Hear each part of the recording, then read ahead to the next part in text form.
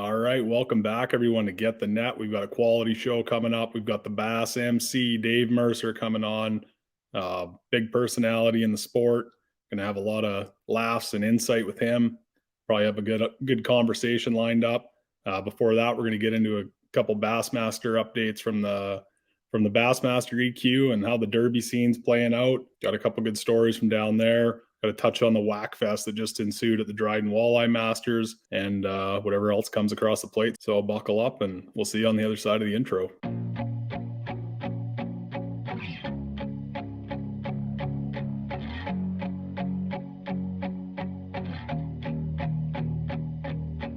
Welcome to Get the Net, a fishing podcast that takes a deep dive into competitive events, fishing news, tips, tactics, and most importantly, interviews with some of the most interesting and in-tune anglers from Canada to the central U.S. We're leaving no stone unturned to bring you the most raw and authentic talk. My name is Jamie Bruce. While my resume says bass, my frying pan says walleye. I'm no stranger to the multi-species realm. Whether you're puttering on tackle, driving the bus, cutting the grass, or killing time in a 9 to 5, we'll try to give you something in every episode to take with you on the water, or at the very least, bring you a few laughs. All right, good to be back in the saddle. Finally have some time to sit down and nail out another podcast. Really like doing these. Reality is, life takes over, so we do what we can when we can, and just kind of want to keep it that way. I don't want it on a schedule.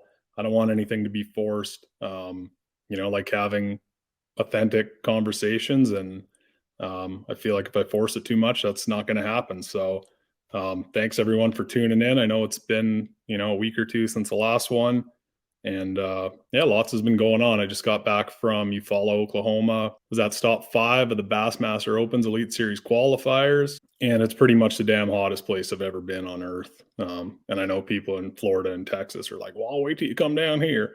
Well, no thanks. That's my line. That's where I'm drawing her for June on.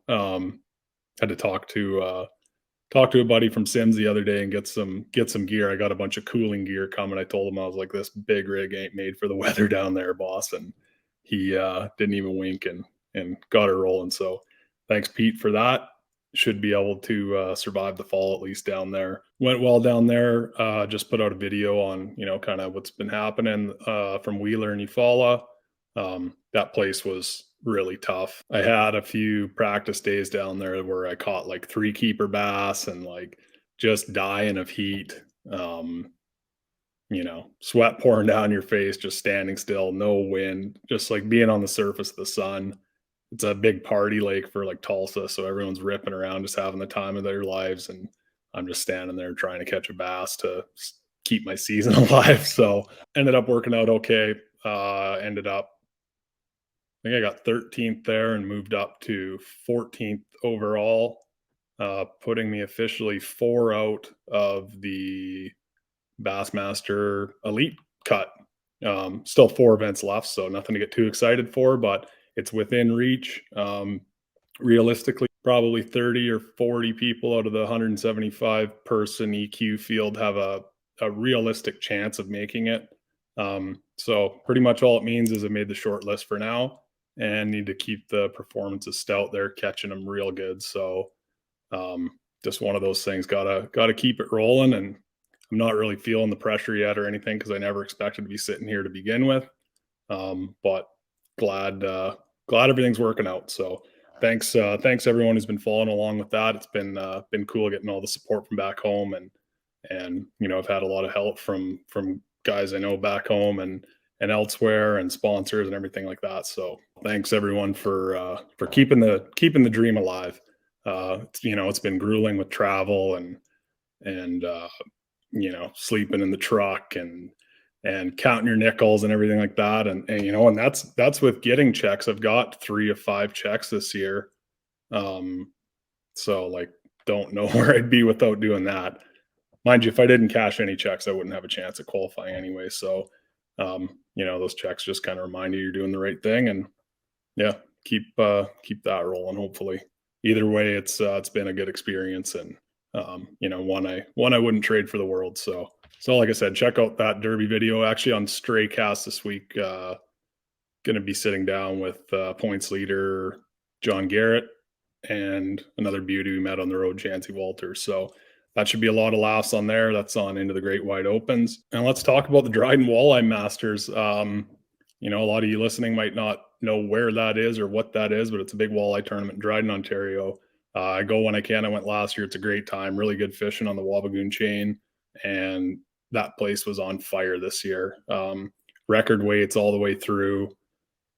They just whacked them. I gotta pull up the stats here. Yeah, I got the stats in front of me here. And actually it was back-to-back champs, Scott Abraham, Frank Lombardo. They won it last year.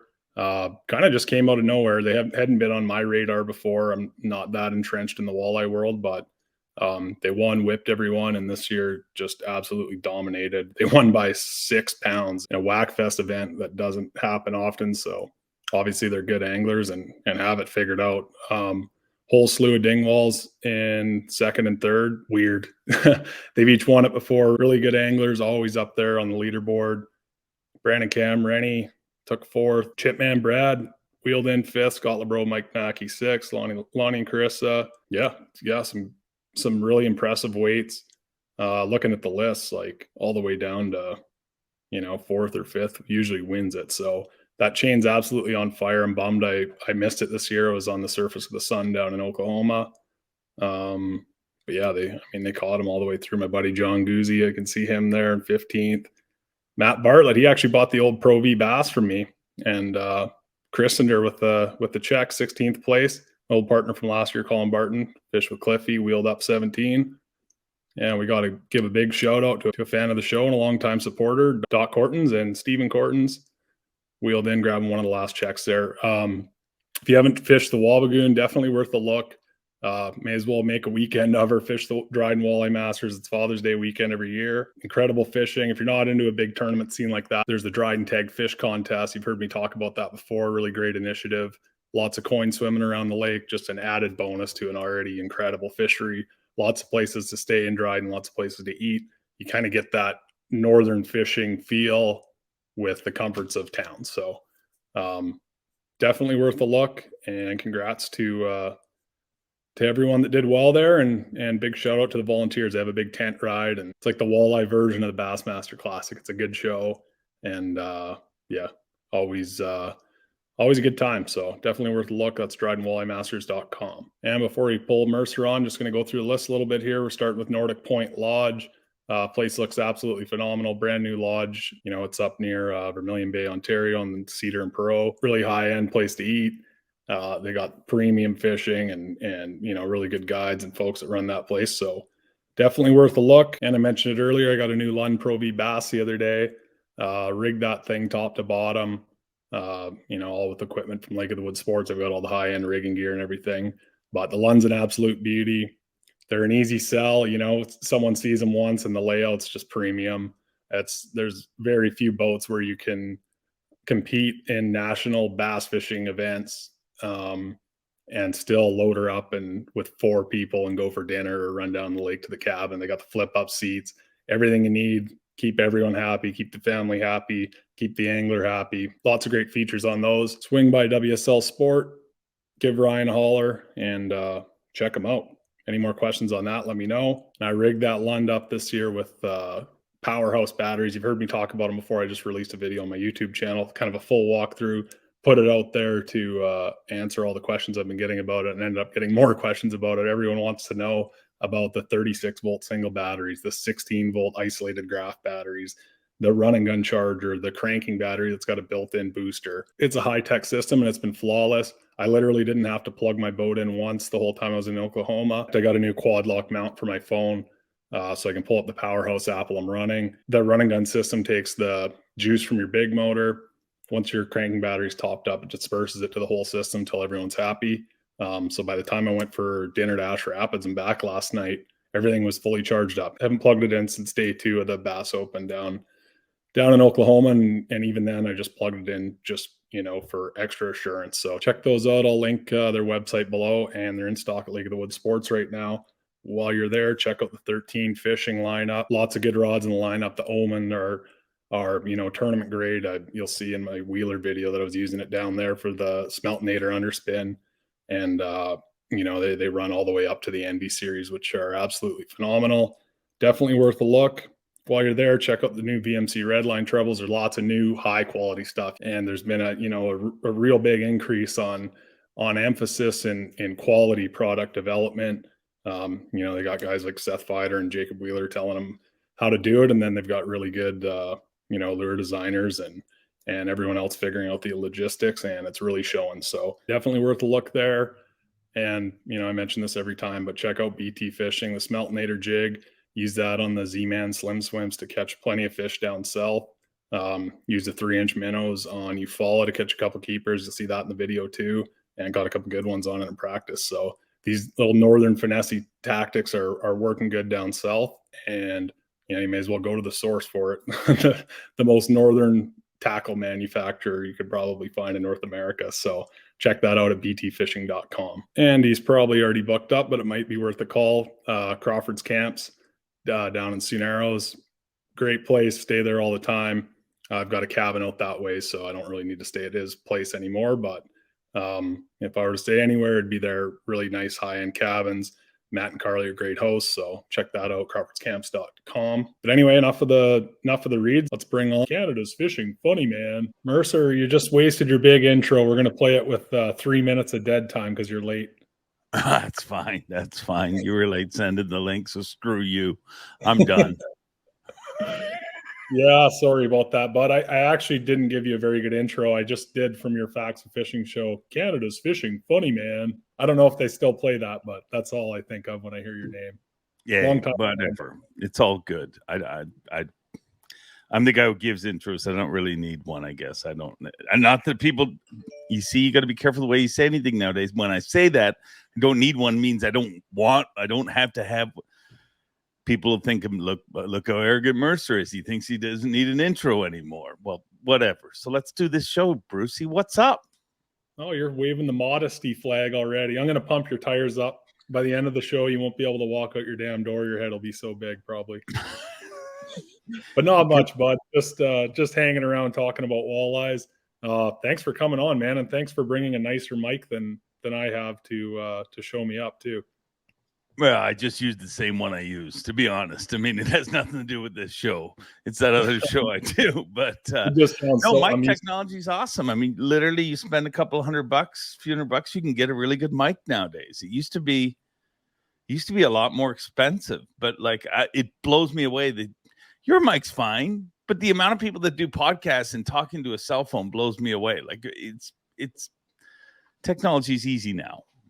Yeah, the reason I brought it up is, you're doing a podcast. Everyone you talk to on the other line has a cell phone, or it just sounds like they're talking through a damn bag of Old Dutch. Dude, these guys fish the Elite Series. I mean, look how serious everything is. Everything is taken care of right down to the last detail, but none of them own a freaking that little stand you see at Dollar General or Dollar Plus, wherever you shop, that holds your cell phone. None of them. I mean, every one of them takes their cell phone and is like, let me cram this between a plain old box and a spool of trilene. And that's literally what we're dealing with. So to all the fine viewers of this show, you're lucky you've got somebody like Jamie that makes it look so good. Oh, thanks, bud. Thanks for the tire pump right out of the gate. Good to have you on, man. I've been excited. Glad you said yes to it. To be honest, ever since we met at the Classic, I've been kind of like, I got to get Mercer on. And I was kind of waiting for a time where I didn't feel like I had to be fully prepared to do a podcast, in between Bassmaster Opens, for example, because you can just talk and carry a conversation and you know the game better than anyone, so I can just wheel you on and Jesus take the wheel. Wow. Yeah, let's go. I'm just kidding, Mercer. I got some notes. And actually, I said I met you at the Bassmaster Classic. Well, I did meet you before. I was 19 years old doing a prisoner transport, and you had your big boat. Facts of Fishing mobile pulled over in front of a Subway in a tiny town in northwestern Ontario, heading home. And I just wheeled in. I was like, I got to say hi. And I was shy back then too. And I said hi, and fan of the show, whatever, and you ran back to your truck, hooked the boys up with free cold cuts or whatever it was, like gave us gift cards and like stopped and talked for a while. And since then I've been a big fan, and that's a rare trait to find, to find in someone with that much media presence and everything like that. So I didn't mention that to you the first time I met you, but I'm glad that was the first run. And I'm glad I wasn't a dick. Mercer, I shouldn't have pumped your tires so much on your mic. I'm getting a pretty bad crackle from it. Oh my God, what has happened? Is it okay? Yeah, we're perfect now, bud. Oh, okay, good. I mean, too many changes to the panel all at once. You run all your own tech for your podcast and everything like that? Yeah, I do. I work with a great group of guys to produce the TV show. But as far as the podcast goes and everything, I mean, they've helped me kind of get set up, but I kind of run it all. And a lot of that's got to do with just my schedule, as nuts as it is. I like to be like, I don't think the podcast that we produce will ever be live. I mean, we get a lot of people that say, hey, do it live.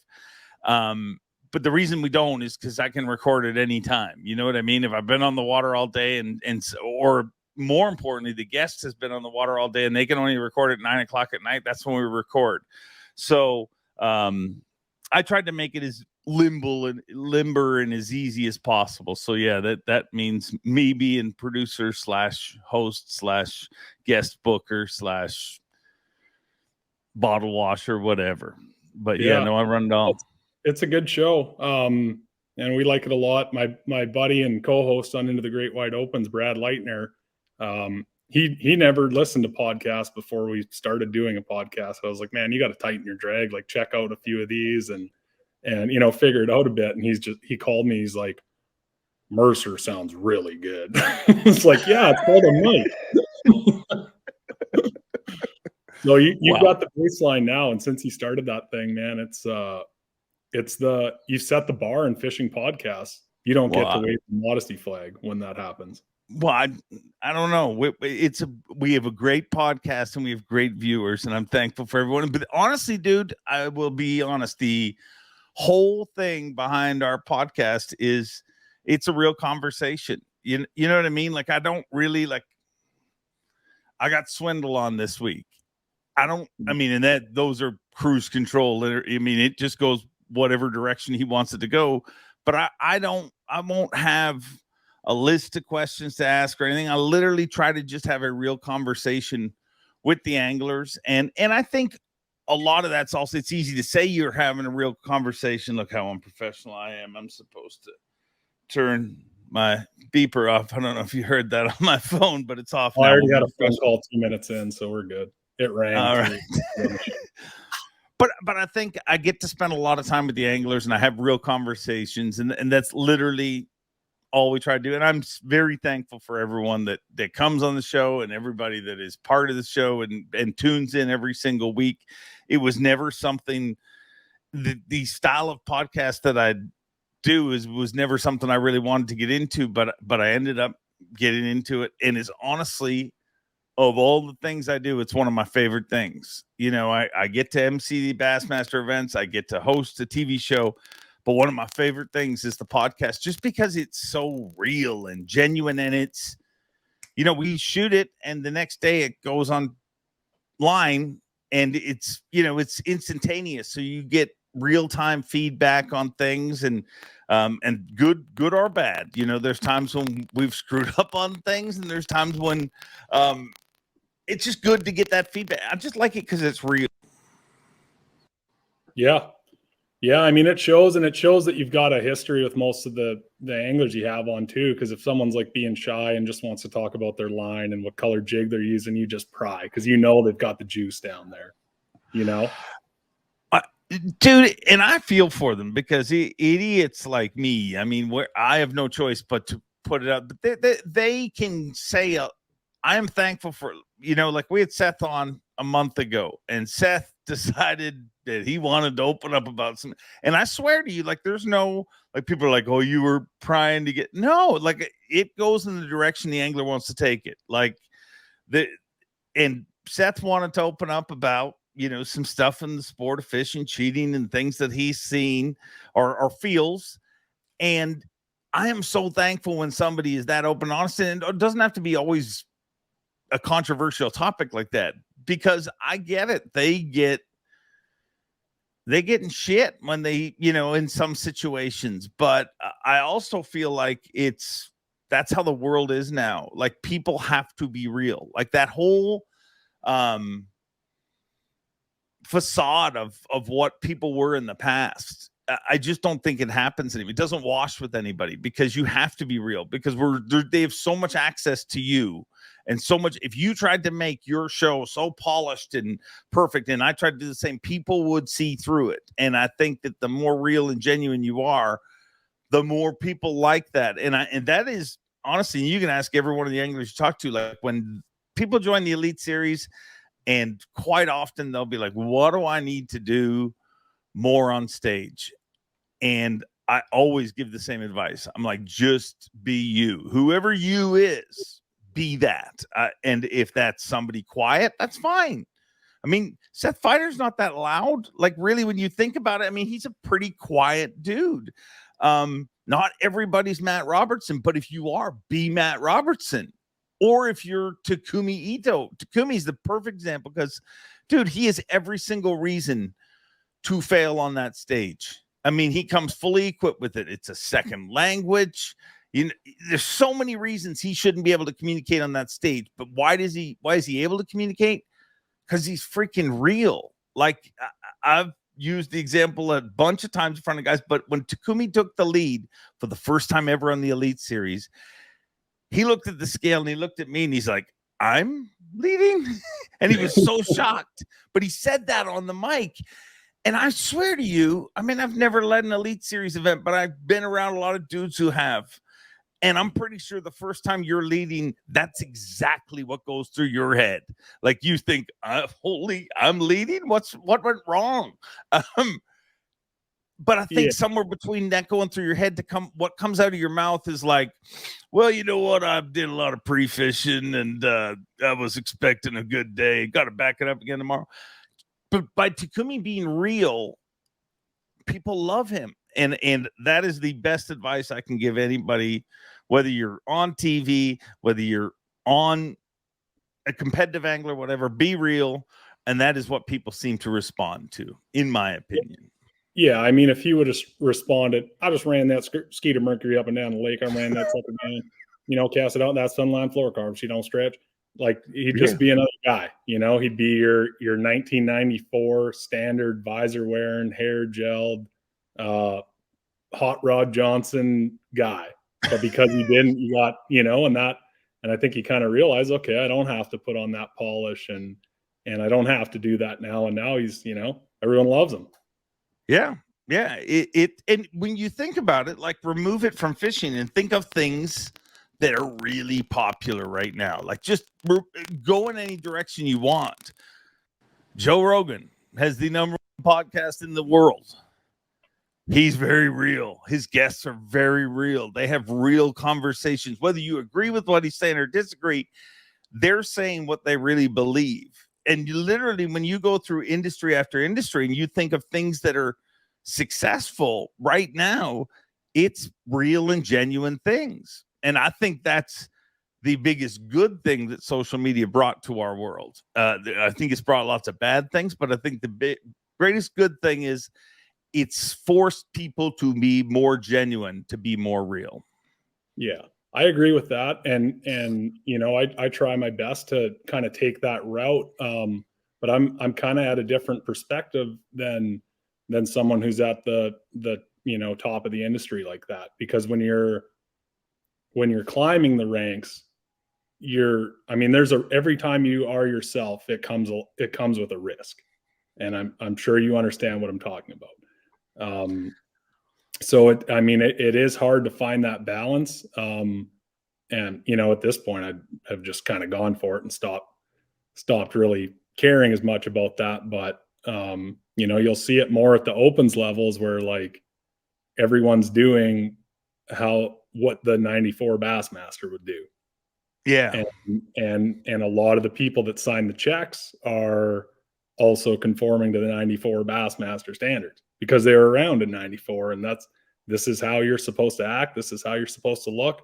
But I'm sure you've seen it, from and I've seen it too, from the back end, being involved in sales and marketing in the industry, that the needle movers, Feider, Robertson, Swindle, Gussy, Jocumson, they're, a lot of them don't conform to normal industry standards, and they move the needle more than anyone because people can relate to them, people trust them, and they're not going to feed you a bunch of garbage.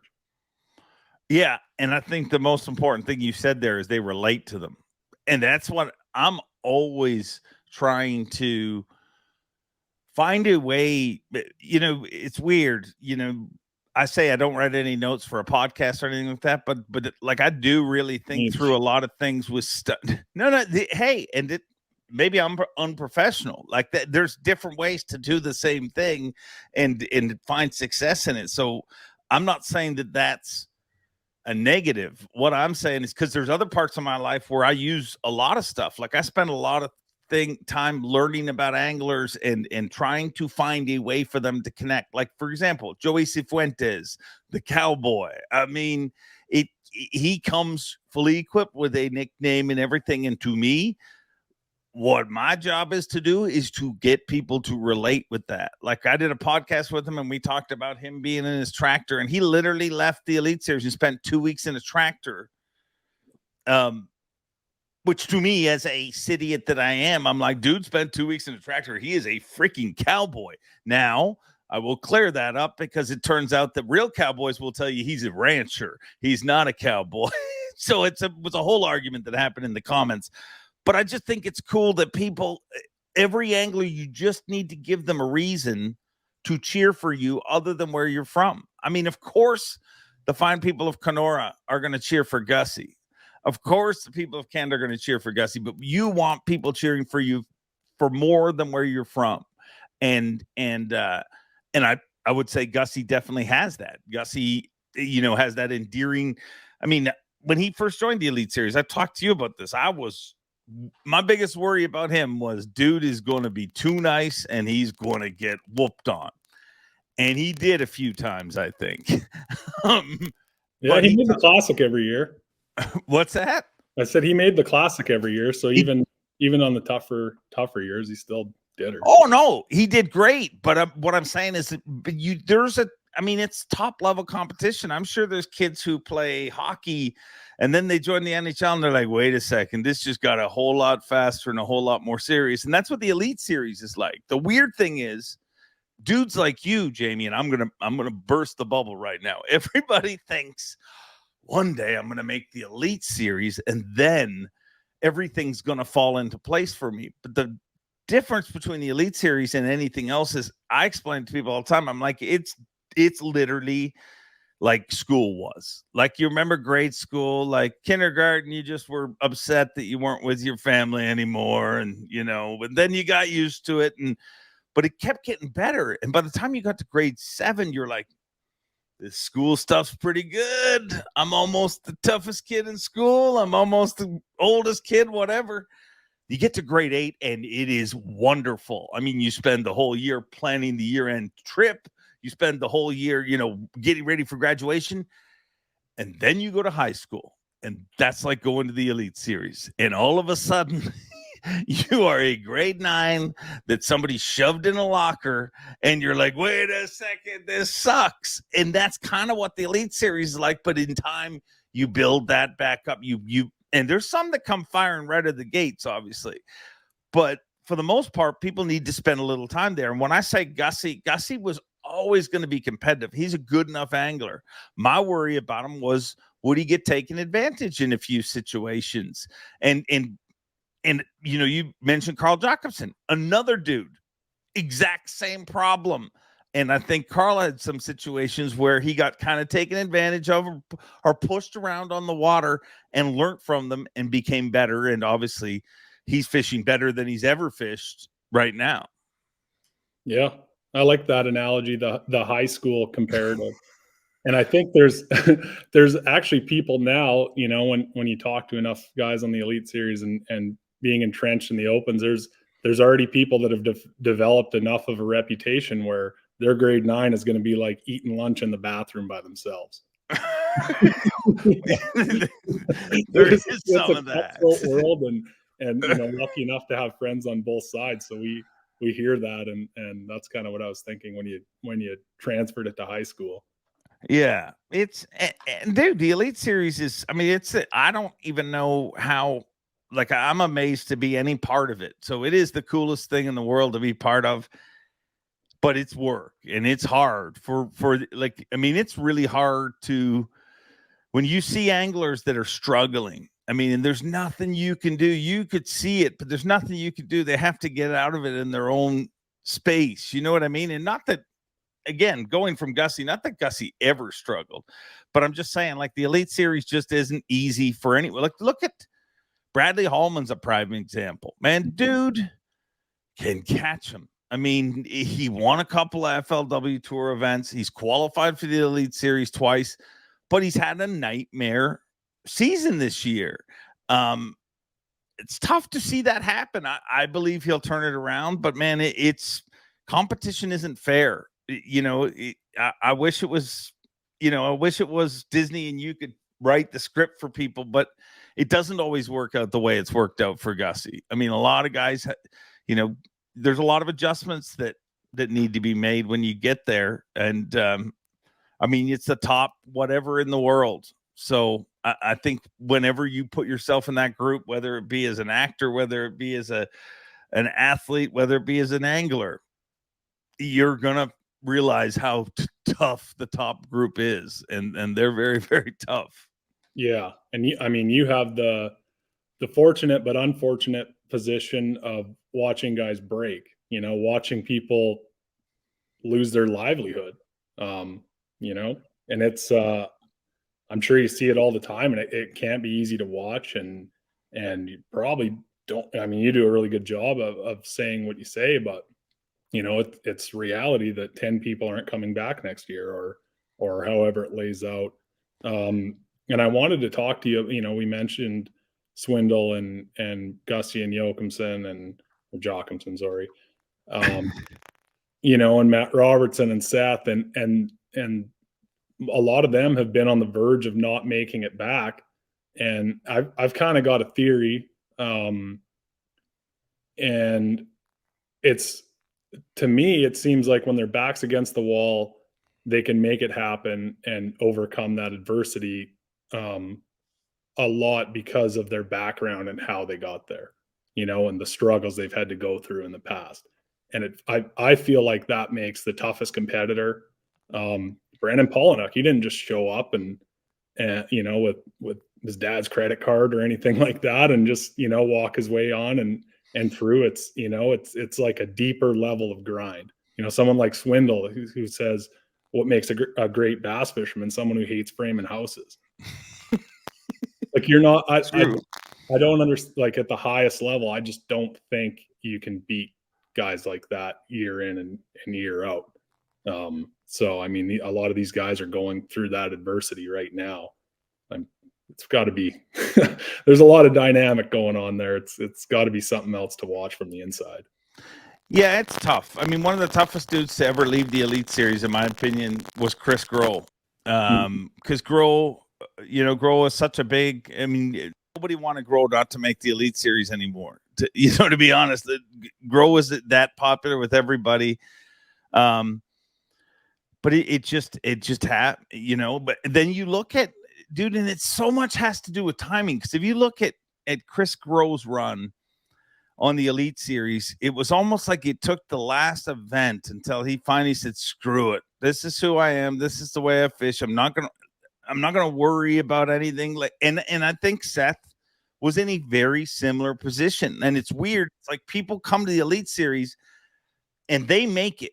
You made it to the Elite Series being who you are, where whatever that is, whether that's a tournament angler from Kenora, Ontario, or a tournament angler from Osaka, Japan, you made it there because of who you are.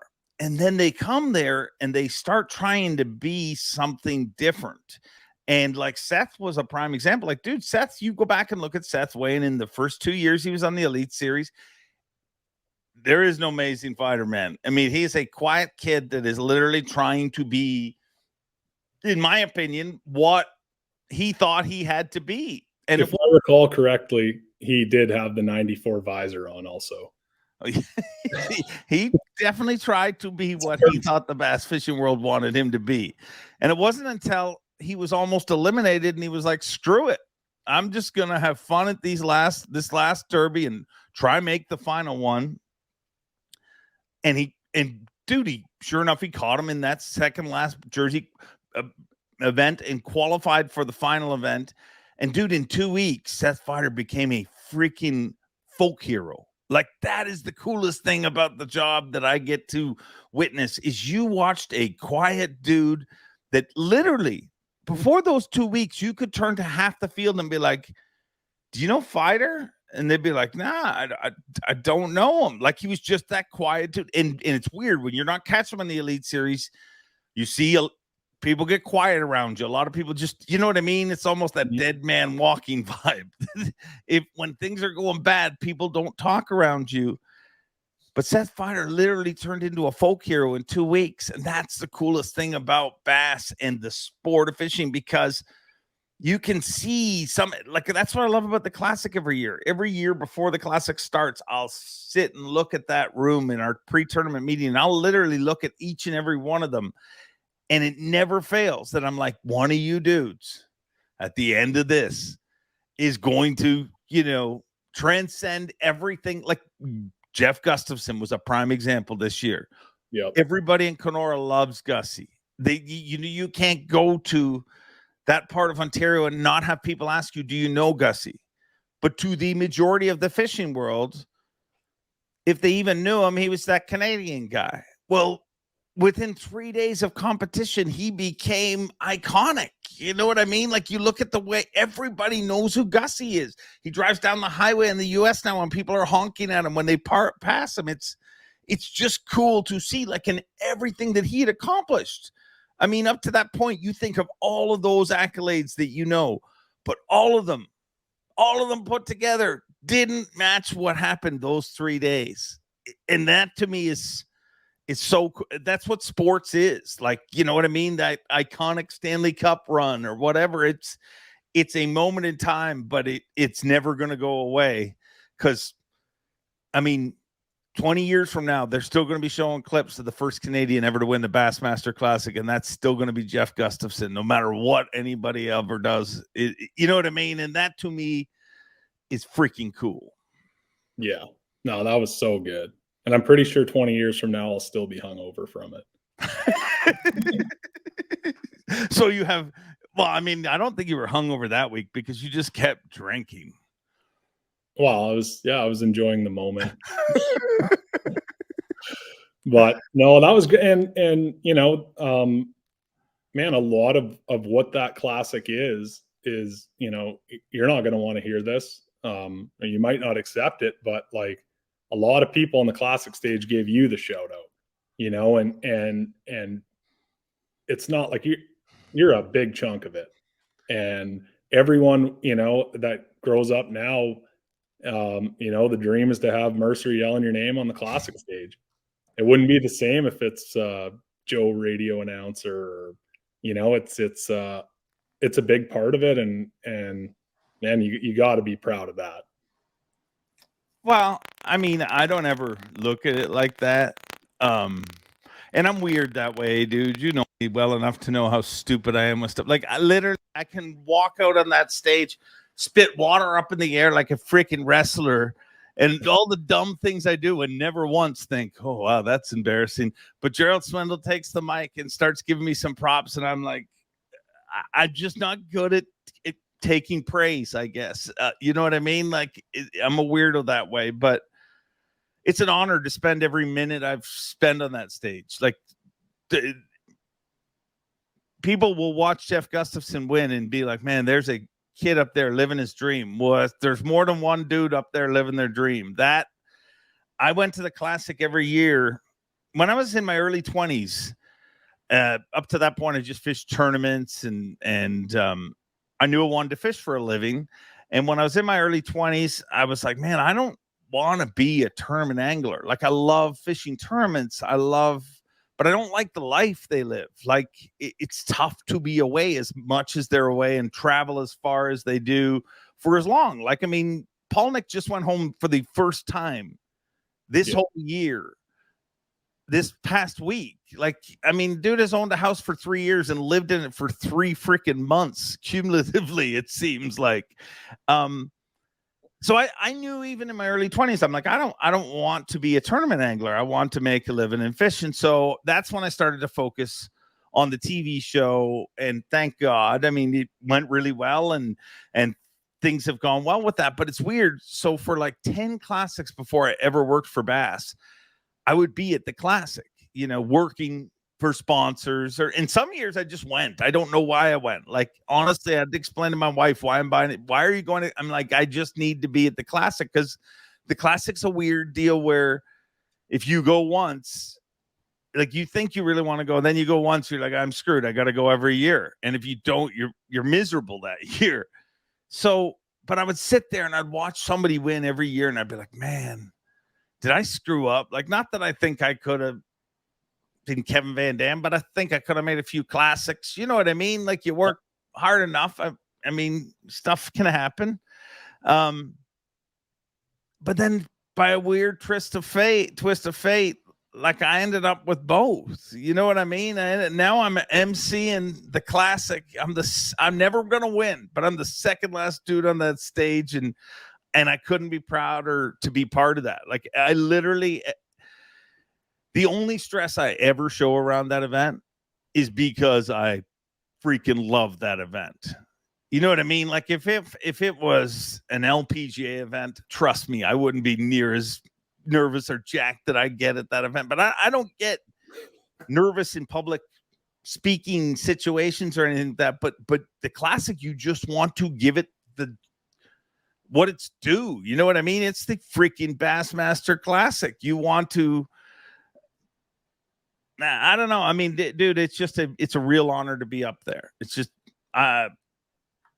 it's one of the coolest things on earth. And I don't know how it happened, to be honest. Like, dude, how the freak does a dude from Port Perry? I was born in Ireland. I live in Port Perry, Ontario, Canada.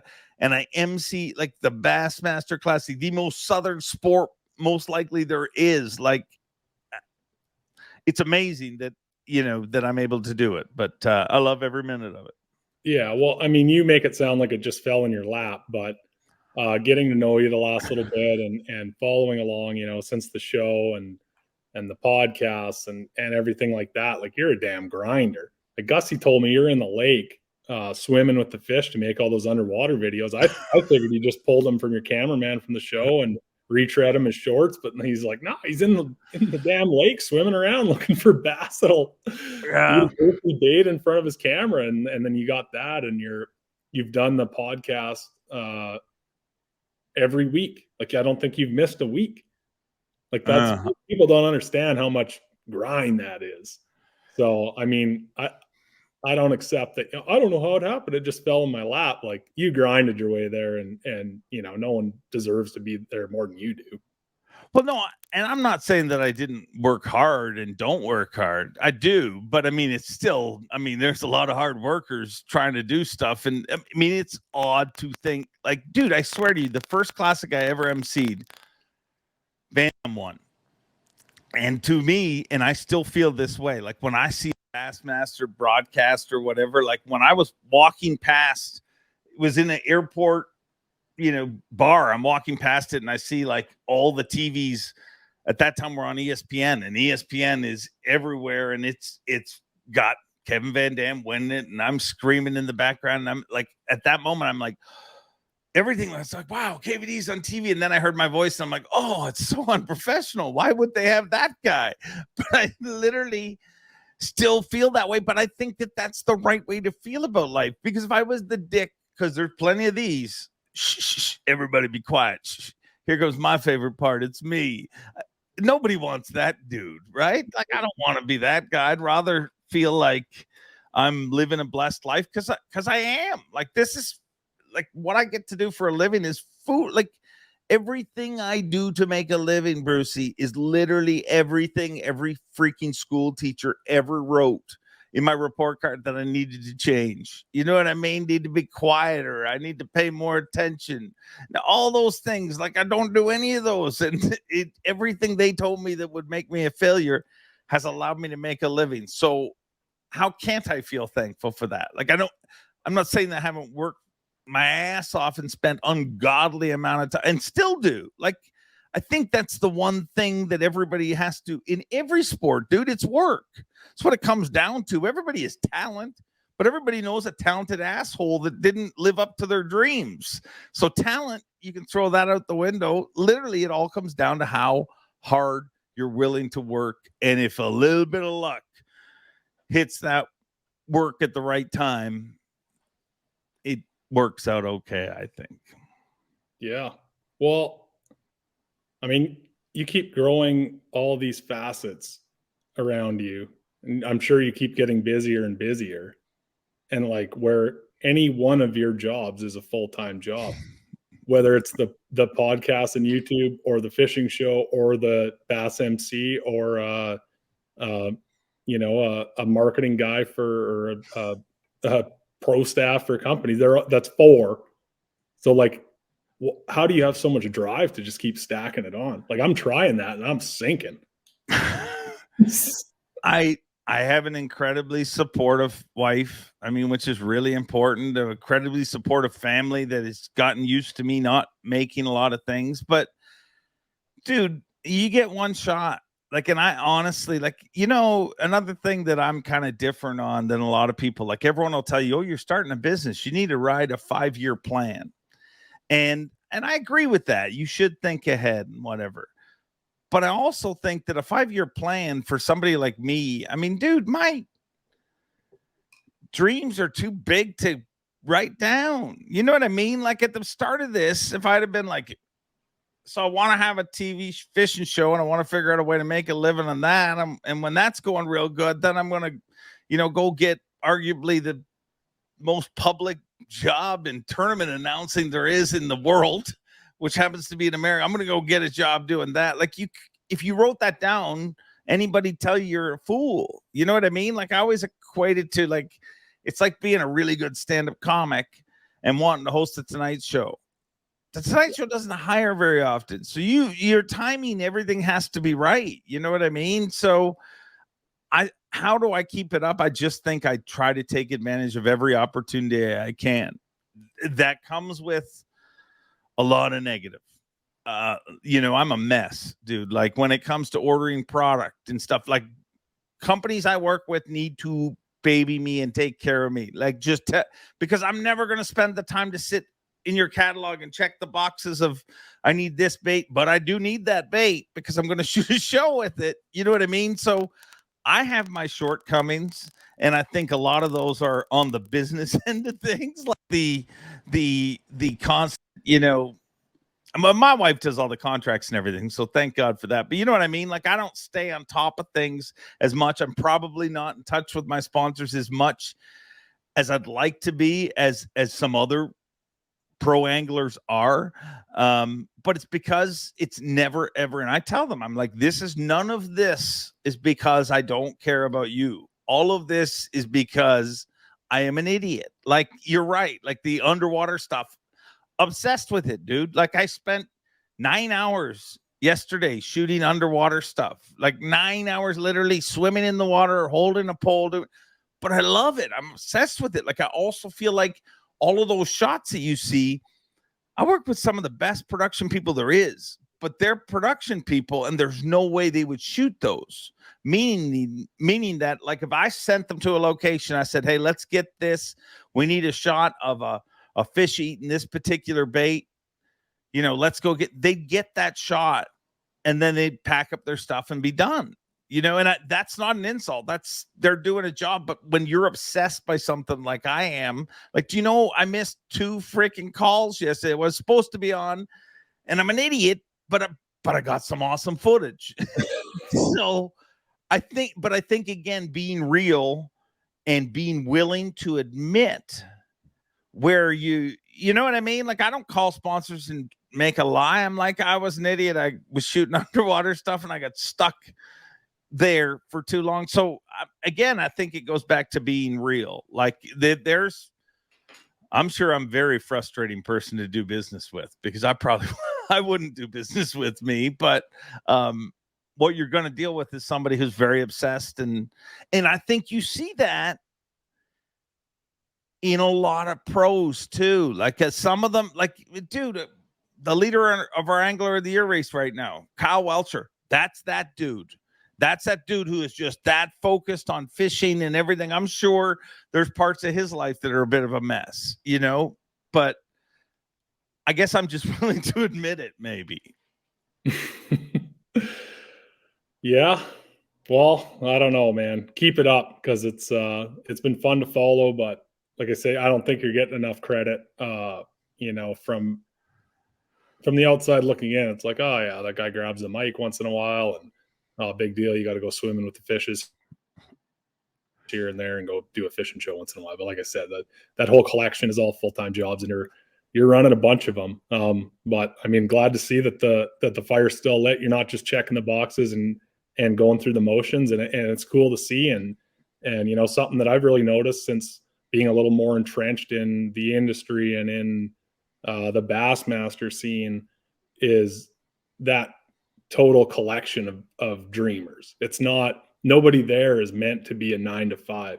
You know, you come from a regular workplace, a hospital or a jail or a bank or whatever, and you know, everyone's on that same grind, and they want the security, the benefits, the worries are all similar. And you know, that's something I've really noticed, and with the people I travel with and the people I meet along the way, is that not one of them is born for a 9 to 5. Not one of them is striving to get a stable career anywhere.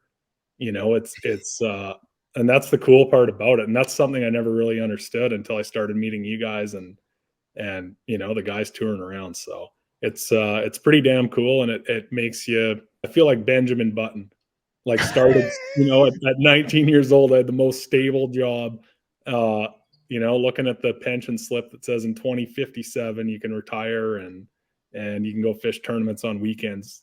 But once you get a taste of it, you just, you know, it lights that fire, and the dream is within grasp. You know, it's a real thing, and people like you are proof of it. Yeah. And dude, I think too often in life, people look at work as a negative, you know, like, I get it. Like, it's all a means and ends for all of us. You know what I mean? Ultimately, we just want to go fishing, and whether, you know, however you want to commit to it. But like, when you say about doing a lot of different things, the other way to look at it is, who would you rather have shoot underwater footage? Who would you rather MC the class? Like, wait, no, I want to freaking do that. I don't want someone else to do it. I want to, you know what I mean? So I feel like people get burdened down by saying, I'm so busy. Well, being busy is what keeps people sane. Like, literally, the definition, like, the scariest thing for me on earth would be to be in jail and be in like protective custody, where I'm stuck in a cell and I'm not, you know what I mean? Like, to me, that's like, that's how people go nuts, where there's nobody to talk to, there's nothing to interact with.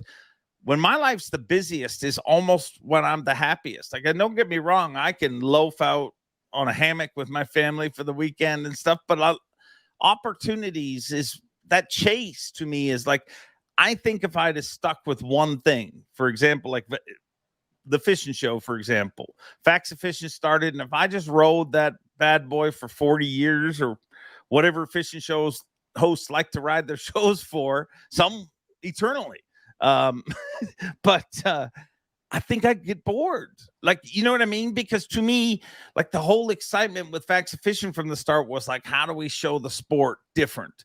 And then the excitement with the, you know, MCing was, how do I do something different? You know what I mean? How do I make it more? And I think that, so I don't think you should feel like Benjamin Butt. I think everything is just, opportunities come at different times in life, and dude, if you didn't do what you did the last 9 years, you may not be in a situation to do what you want to do the next 9 years. So, that's my motivational moment for you. Get out and grab life by the balls. I like it. I like it. And one thing I want to add too, and this is the only thing I've ever disagreed with something that Seth Feider's publicly said. And that's that people don't, he said, people don't need us. We're not like an institution where, you're a officer or a nurse or something like that. But I think the reality is, and you've seen it through tough times and like throughout history, where like the biggest sporting moments in life usually come when times are tough and people are looking up to it. And I'm just seeing it now, and like a million of the people around here that may not have had a chance or opportunity to live their dream, or they kind of live it through folks like you and Gussy, and it I don't know, it lights the fire a little bit, and it kind of keeps things moving, and it's it's a little bit of light. Yeah. So, I mean, it is an important job, and I've looked at it a lot, from different perspectives, and that's kind of what I landed on. So yeah, no, I hope not to stop anytime soon, but I mean, dude, you also have to look at things in the way that, like, Welcher a couple weeks ago on the show, he said, when he talked about how he pre-fishes and how he's like, I needed to make the wrong decision to get to the right decision. And what he meant by that is like, I needed to, like, you can't just because at the end of the tournament, that I should have been throwing a jerk bait. You had to do the other things to figure out that clue to get there. You know what I mean? And so everybody kicks stones and is like, man, if I had figured that out a day before, but you couldn't have figured it out without figuring out that the other thing didn't work that you thought was going to work. You know what I mean? It has to happen. And I think that's a lot of people's lives. And I think that, so for your example, you may never have taken the risks that you're taking now if your buddy didn't just go win the classic right in front of you. You know what I mean? Like that. And it's not, you're not saying, it's just because you see what's happening. And it's just, you know what I'm saying? Like, does that make sense? Like, you can't evaluate the result on the information that you have at the end, because you never would have got that information at the end if you didn't go through all the stuff on the way there. Yeah, I agree with that. And that kind of bounces back to the, when we were talking about adversity and everything, with everyone grinding through it, like you wouldn't be the same person. Gerald Swindle wouldn't be the same person he was if he just picked up a rod and reel when he was 19 instead of banging nails for 10 years or however long it was. Yeah. So I think that's why, dude, as weird as this is, like, why hasn't Gerald Swindle won? And I've never said this. I mean, maybe I've said it to him, but I honestly, I've really thought about it. Like, how in the world is there a person that has accomplished everything Swindle's accomplished and he's never won an Elite Series tournament? And the only thing I can come up with is that's what makes his message powerful. Like, if you think about it, if Gerald Swindle has KVD's resume, Brandon Palnick's resume, the positive mental attitude stuff doesn't seem to have near as much impact. The reason it has more impact coming from him is because you're like, that dude has worked his way out of framing, become a professional angler, but it hasn't been easy for him. He's not one, you know what I mean? Like, it makes his message more powerful because of where he's been. Well, and maybe he Brian Newed it and won his first event. Well, that carrot might have gone away and he might not have grabbed that angler of the year. Those angler of the years. Yeah. I mean, I won, I'm good. I'll just keep getting 40th, go to the classic every year and all good. But maybe that's why he's won, Yeah. And everything. I mean, winning too early is tough on people, I think. You know what I mean? Like, there's people that show up and they win right away. And for some of them it works, some of them it doesn't. But I guess, I mean, it's the same thing you said about the group of people being dreamers. That's also the respect that we all have for each other. That's why I can get so emotional when somebody wins, because, dude, I remember 5 years ago when they were literally crying thinking that there's no way. Like, this is, I had a dream, but it didn't work. Seth Feider cried on the way home from a tournament. To think of Seth Feider crying now is almost a offensive thought. You know what I mean? He is the amazing freaking fighter, man. He is the llama. I mean, but dude cried on the way home from a tournament just like anybody else, because he thought, man, I had this dream since I was a little kid, and this dream isn't for me. I'm not good enough. But he overcame that. And I think that everybody who stands on that stage and the open stage, they've gone through that. They felt that, you know, and I think that's why, that's the bond that makes it so special. You know, that's why guys cry when they win. Not because they're like, I finally won. They cry when they win because, holy shit, it worked. I did this. Everybody said I couldn't. My grade school teacher, the guy down the street that I delivered the newspaper to, you know, every girlfriend I ever dated and their parents told me I was never going to make it. And then you finally do. And one of the most amazing things to me, change the topic on you, how the hell didn't Jeff Gustafson cry at the Bassmaster Classic? Just too much of an animal, bud. You don't know his, well, I'm sure you do a little bit, but his whole family are, you know, they're the biggest competitors you'll ever meet. Yeah.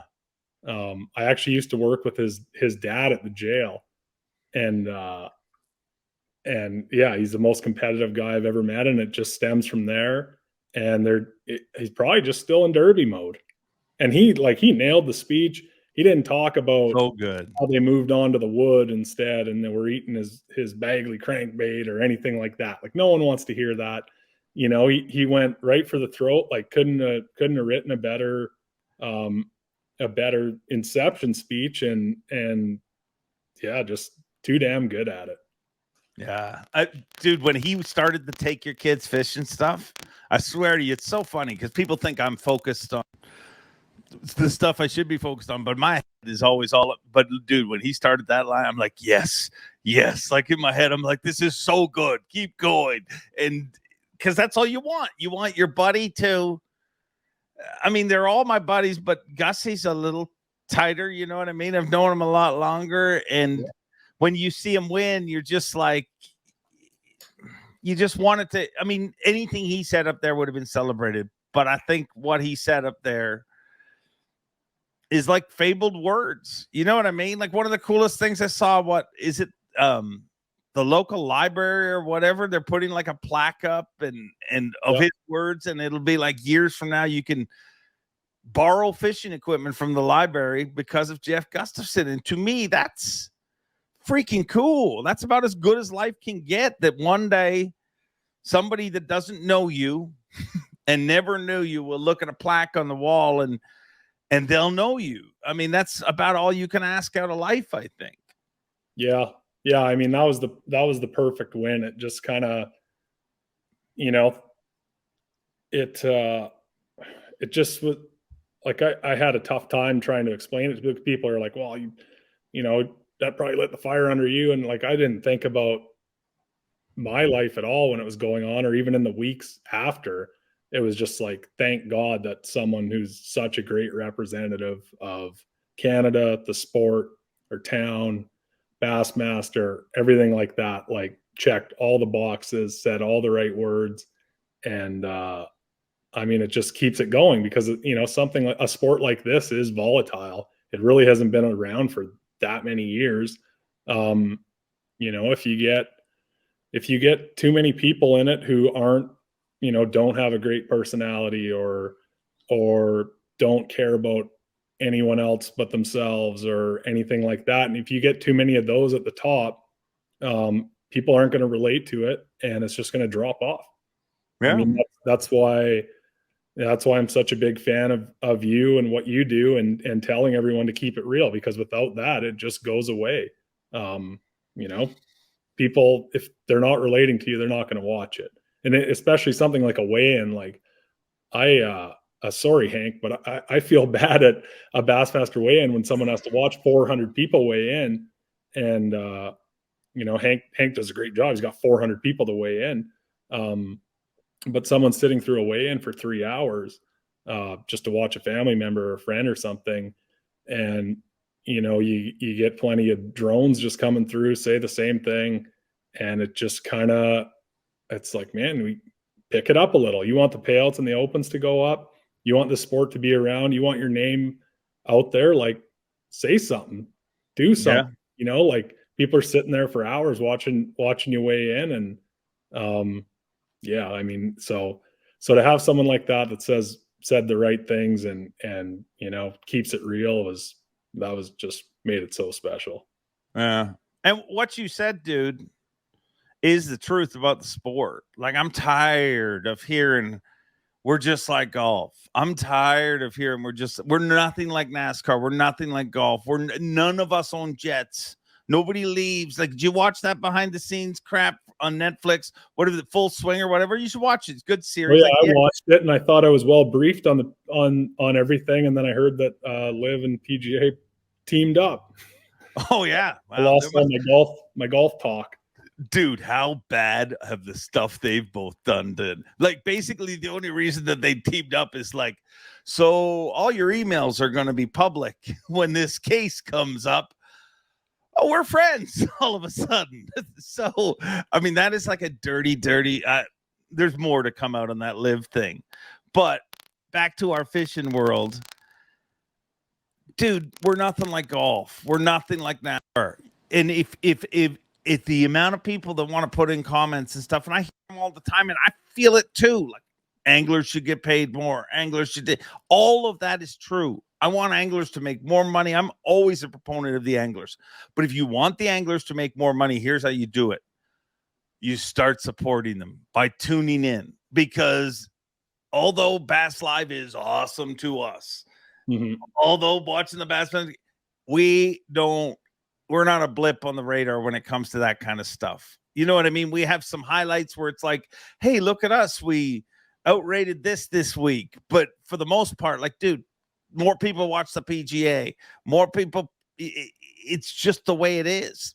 Anglers, we're kind of like soccer. Everybody freaking plays it, but nobody watches it inside North America. You know what I mean? And soccer's kind of at a height right now in our world, I think, because of MLS. But really, it's the truth. Like, every single kid plays soccer growing up, but how many of them watch it on TV? And fishing is that. Everybody does it, but hardly anyone watches it. So if you want things to get better for any level of fishing, tune in and start supporting it is my. Yeah, I agree with that. And I think a big part of it falls on the anglers too. I mean, you say it's kind of like soccer, but if you could mic everyone up on the soccer field and see the distinct personalities and follow the drama that ensues and leading up to it, because you have a big opportunity on Bass Live.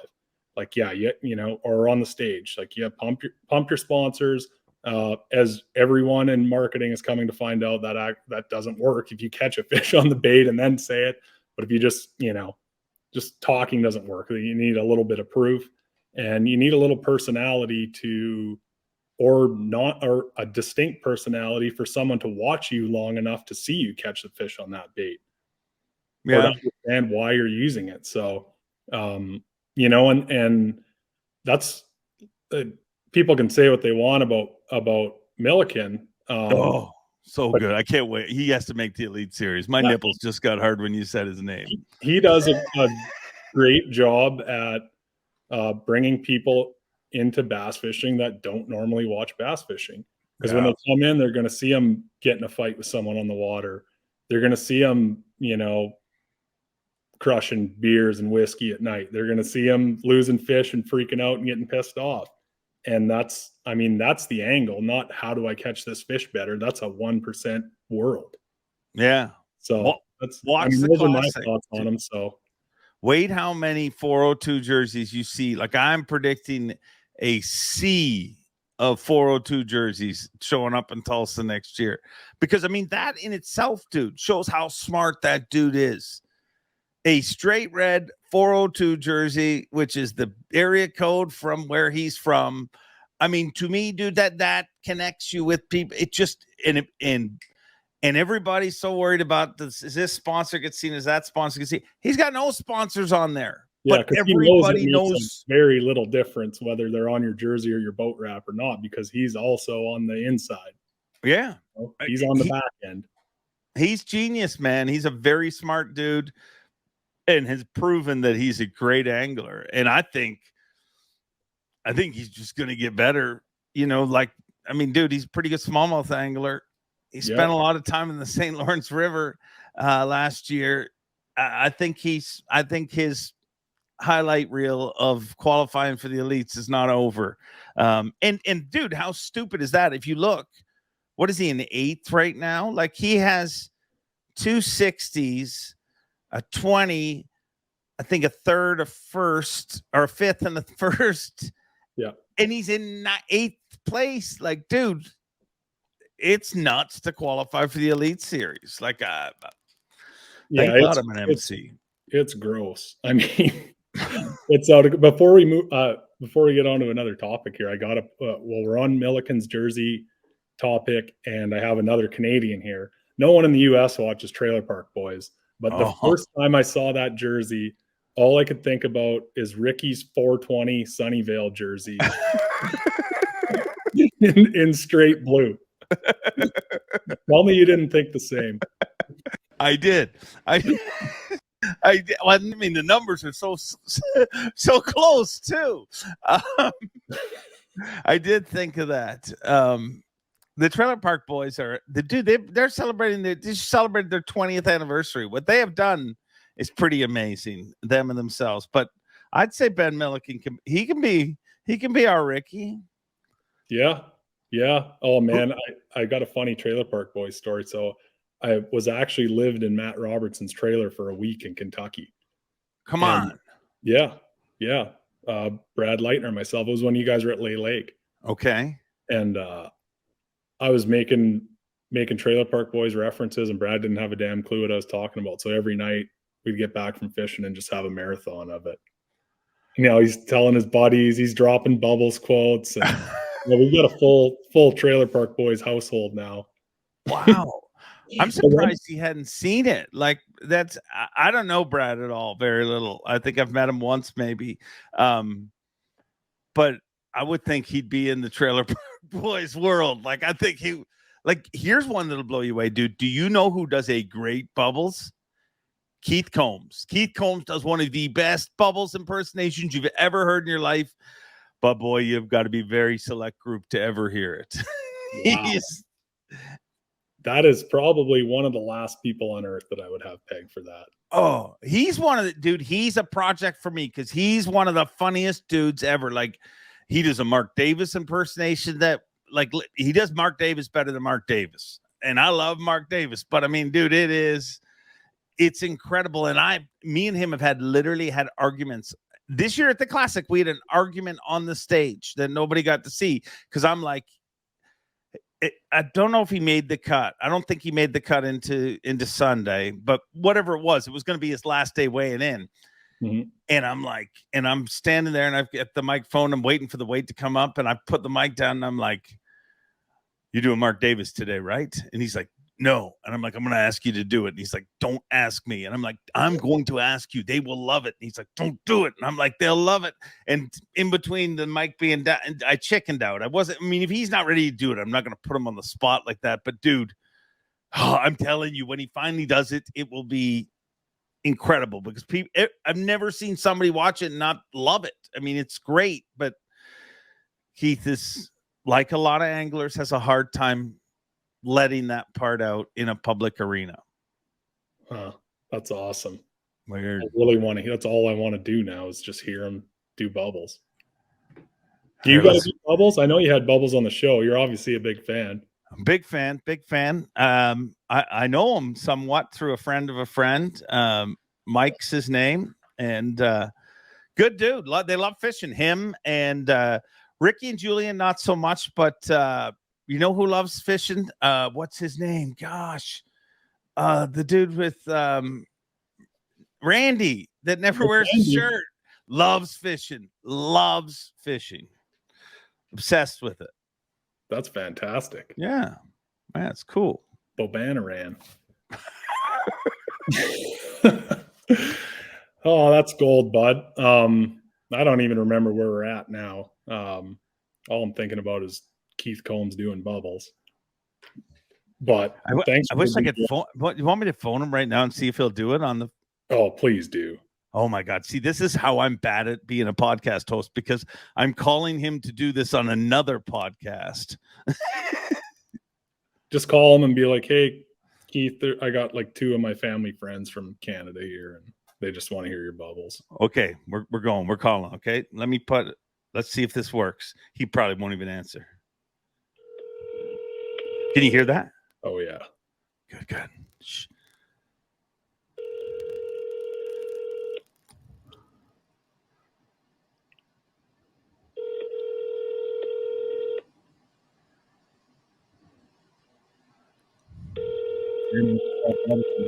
See the kind of juice I have with people? Hey, this is Keith Combs. I'm probably on the water right now. Probably not. Leave a short message and I'll call you back. At the tone, please record. Well, gotta leave my message, right? When you have finished recording, you may hang up or press 1 for more options. Hey, Combs, it's Mercer.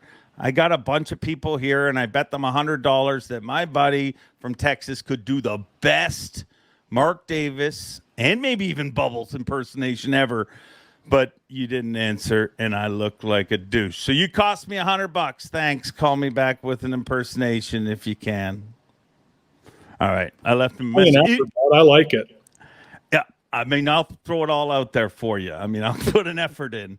Now he's going to call you back when you're going to bed, and you're going to get a Bubbles impersonation just before you go to sleep. I'm going to send it to voicemail, and then you're going to insert it in this show, and it'll be... It probably won't work out, but we tried. I mean, nobody that tuned in can't feel like we tried to disturb Keith Combs with his great impersonation. Valiant effort, and I appreciate it, bud. I'm not gonna hold you on here forever. There's a million things I want to talk to you about, but I've already chewed up enough of your time. We know how valuable that is with everything you've got going. Anything you want to say before we hit the bricks here? No, you're good, dude. Anytime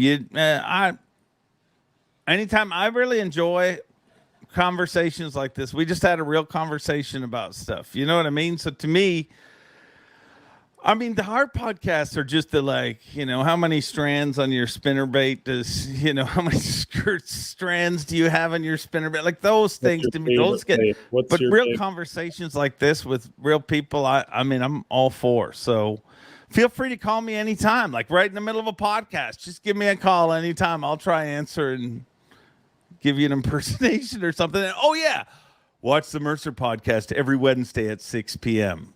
Everyone already wasn't watching that. Wow. Yeah, it is gold if you haven't tuned in yet. Facts of Fishing. I don't have cable anymore. I haven't had cable in 10 years, so I haven't watched Facts of Fishing in a little while. But it's on YouTube too, and My Outdoors TV, and a lot of places. So it's on plenty of platforms. What's that? I said you're all over. You're unavoidable, and happy to have you in the industry, bud. And you're yelling on the classic stage is motivation for plenty of people to grind their ass off, sleep in their truck, and work a little bit harder. Well, thank you. I do have one thing I want to say, though. One of the coolest things from the classic that I will say, and I think your audience will dig, is, dude, many years ago, I got to go fish KBI in Kenora, and I'll be honest, I was an arrogant idiot. I mean, I live an hour and a half from Toronto, so if you go up to Kenora, I'm like, I'm from the city. But I thought all our tournaments were, you know what I mean? I was fishing CFT and all these different things that were supposed to be the biggest, baddest tournaments there was out there. And I went up there and I saw this community, and I've also done the Rainy Lake deal. So I got to see both of the big tent events and stuff. And dude, people, you guys live in one of the best parts of the world, one of the greatest communities. And I mean, this was 20 years ago, and I still talk about that tournament. And to me, when Gussy won the Classic, that's why I brought it up on the stage, because all that kept going through my mind is how everybody just wants to ride through the tent. Like, I just want to go for a tent ride. You made it in that week. And it was just really cool to watch a kid who got pretty good at riding through that tent, ride through the biggest tent in bass fishing. And I think that Kenora as a community is a very special place. And I don't know that you guys may think it living there, but sometimes it takes somebody from out of town to point out how special everything that happens there. And I thank them for being the community that they are. Well, I'm sure they appreciate that. And sometimes it takes someone from out of town. Sometimes it takes someone leaving the town and going to fish similar events and coming back and telling everyone how great they have it. Like I will literally lay down on the railway tracks, probably not literally, but I'll do anything I can to keep that derby going, maintain it. And without that tournament, there's no Jeff Gussison. That's there's no true. Canadian Bassmaster Classic champion. You don't get to that level by fishing Tuesday nighters with 3 people watching. It's, you need that atmosphere. You need that 3 days, that motivation to make sense of heading down south and trying to make the whole thing work. So if you're thinking about doing KBI or volunteering or helping out or anything like that, Mercer and Kevin Van Dam are actually coming this year. I checked both of their schedules. They're clear. Yeah. So that might not actually happen, but you just heard what he said about the tournament. It is very special. Great chance to volunteer, hone your skills, or just save up $800 and get an ass whipping like we all did when we were in. But it's a great event. Like you travel, you can get an ass whooping anywhere and leave, feel bad, but you'll feel good about the ass whooping you take at KBI. I mean, you'll feel a lot better after. We got Shred Kelly's the band this year. They're pretty popular folk band, and usually when that happens, the party goes wide. So she's going to be a good one. All right. Well, I don't know if I'm fishing the tournament, but maybe me and KVD can come up just for the party. All right, bud. Yeah, I'll pull out the couch. You boys can come up anytime. Make the Elite Series too. Where are you sitting in points right now? 4 spots out. Dude, I like your chances. Where you got ahead? St. Lawrence River. Like it. The other 2, I don't know. Lake of the Ozarks and Watts Bar, Tennessee, and then Florida in October. So it's we'll say this. I'm enjoying the moment while it's here, because there could be a train wreck coming my way, or could get a few lucky bounces, and you can watch me break on stage next year. Well, I would love that. Dude, whatever's meant. I mean, I hate the saying, but I do believe it. If you're meant to make it this year, you're going to make it if you do the right things. And if you're not meant to make it, you might look back and be like, 2 years from now, after you do make it, be like, man, thank God I didn't make it then. Like it. Hey, dude, here's a story for you. This will keep you motivated. Last story. And I got lots. Dude, do you know I applied for, and I don't think I've ever talked about this in a podcast. Do you know I applied to have the job that I have at Bass 5 years before I got it, and they wouldn't hire me? I did not.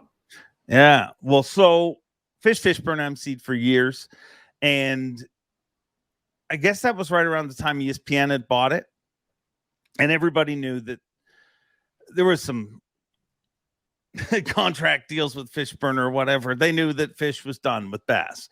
And dude, I am the world's biggest Fishburne fan. I thought he was great, but so they were going to hire a new MC. So several of the guys that I knew said, hey, you need to send a demo tape or something. And dude, Fishburne was their MC. So I had done like a stand-up tour and a bunch of different stuff. So I'd like all these characters and crap that I'd been doing. I'm like, this is perfect. I'm sending it all to them. And so I send them a demo tape, and they're like, they didn't even like ask for an interview or anything. They're like, yeah, we're not interested. And I was like, well, why? Like, I was shattered at the time. I'm like, oh my, like, I'm going to get this job. It's time for me to be the Bassmaster MC. And just like anybody's dream to qualify for the elites, I was just as shattered. I was like, man, I'm never going to get this job. If they wouldn't even have a meeting with me. So I pestered the person who was doing the hiring, and I called her and I said, why did you not, why is there no interest in it? And she's like, to be honest, we didn't want to hire another, and this was her word, she said, another personality. because what she basically, you know, she said Fishburne is Fishburne, and when Fishburne's not there, you notice he's not there. So I think Fishburne hung them out in a few contracts and said, I'm not, you held out, did the sports move. And they didn't want to be put in that position again. So when they replaced Fishburne, they actually replaced him with 3 different people. The initial plan was to have Keith Allen, Robbie Floyd, and Don Day. And Robbie still works for Bass, does the on the water stuff. Don Day is the voice of God. That's the term when you work at events, VOG. He's the introduction guy at the Classic when you hear from Keewatin, Ontario, Jeff Gustafson. That's him. It's not me. So they still work with Bass, and Keith no longer does. But, dude, the weirdest thing in the world is, like, I actually applied for that job and didn't get it and thought, like, I'm screwed. There's no way. And then 5 years later, through a turn of weird events, you know what I mean? I still kept emceeing events, and my name ended up on somebody's desk, and I ended up getting hired. And I swear to you, I'm so thankful I didn't get it 5 years earlier, because I mean, I just know I would have done something. I mean, I just, there was too much testosterone flowing through my body at that time. You talk about riding that line. You'd have been riding on the other side of the yellow. But everything happens when it's meant to, and I'm thankful that it happened. And dude, I would love to have you on the Elite Series. You would be a great addition. Appreciate it, bud. Thanks for your time. Thanks for your stories. Thanks for continuing to make bass fishing weigh-ins watchable for non-bass tournament fans. Well, thank you for tuning in, and thanks for having me on, bro. All right, bud. Appreciate it. Check out Mercer's podcast. Check out Facts of Fishing. Follow him on Instagram at Facts of Fishing. At Dave Mercer.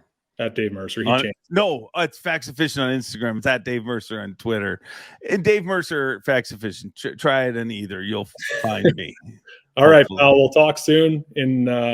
Enjoy your break. I know it's not going to be a break, but we'll look forward to watching you on the big stage again soon, bud. All right. Chat soon. Okay, take care, pal.